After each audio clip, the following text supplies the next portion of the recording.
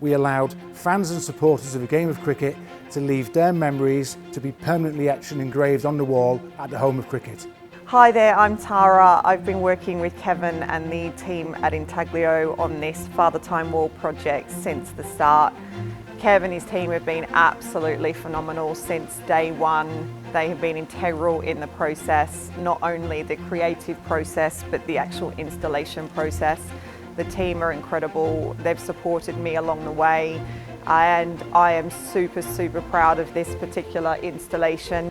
So how do we support clubs and venues undertaking projects of this type? Well, we do all the heavy lifting. So we help you build an e-commerce site to capture those orders. We do all the material sourcing, the material engraving. We manage your customer service. We tell people where we're installed, and we undertake the installation of these projects. It's a complete, proven, turnkey solution. Whilst we've got a busy 12 months ahead of us at Intaglio Creative with a number of new projects which are about to launch over the next few months, if you'd like to talk to us about how we can help you deliver a successful personalisation project at your venue, please feel free to contact me or a member of my team, and we can help you generate that new incremental revenue stream.